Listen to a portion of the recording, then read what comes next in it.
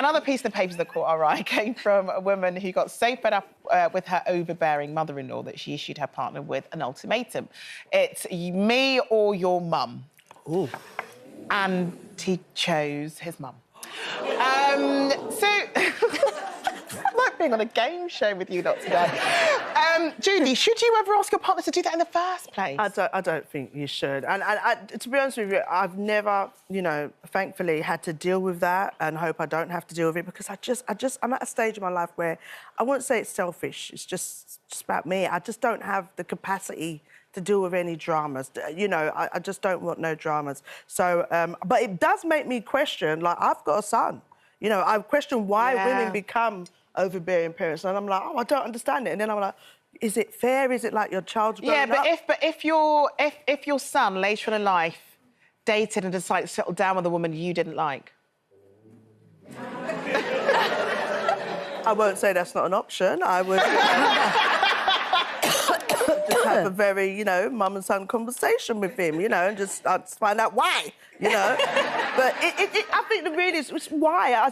I'm probably someone who would try to understand why is a mum like that, you know, and maybe try spend more time or see, you know, let them have their moment. But it's a very difficult one, because it's just you'd prefer that they get on with them, isn't it? But no, of course, but it doesn't involved, always work that if way. they're in my relationship, that's one thing. If you're overbearing where you're just turning up, you want this, you don't want me to cook this, that's one thing. But if you're in the relationship, we've had an argument and she's phoning me before he has. Oh no, that's a different level. No. I think I'm lucky because you know, my mother-in-law and I get on, and we're very similar people, and we do understand each other, and we do get on really well, and I think I'm really lucky in that way. But I can't imagine going out with someone where I didn't want to have anything to do with their mother-in-law, because I come from a big family.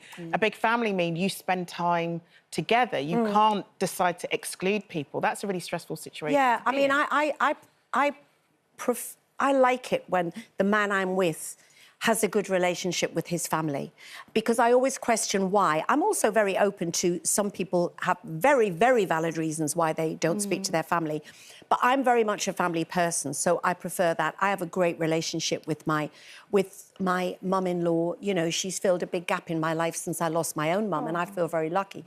I'm also aware, as the mother of 2 sons as well, is that I know I've got more helicoptery since they've got older, and I know it drives them mad sometimes, and I know they love me, but you have been the #1 in your kid's life for so long, and it's hard, and it's the natural way of life that they still love you and adore you, but you're not their #1, you know. But I am so grateful that I get on and love my son's future wife, his fiancée. That's so important to me, but I'm aware that he should, when he can, put her first. Still love me, but put her first. That's how it should be. G, what do you think about in-laws? Do you think that's important?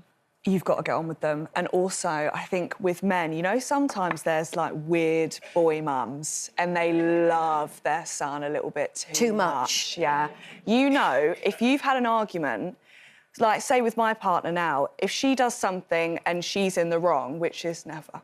But if she does something and she is in the wrong, her mum straight away will be like, yeah, you were in the wrong. So it sort of helps out to even out. Yeah. But that mum would 100% be like, you've never done anything wrong. Yeah. She's a silly But then goose. that kind of man I wouldn't be attracted to that. No, I wouldn't. Man anyway, to be honest. Yeah. It's not my cup of tea. No, not mummy's, not to a mummy's boy, no. But look, they are some people's cup of tea, so, you know, there we go. Each to their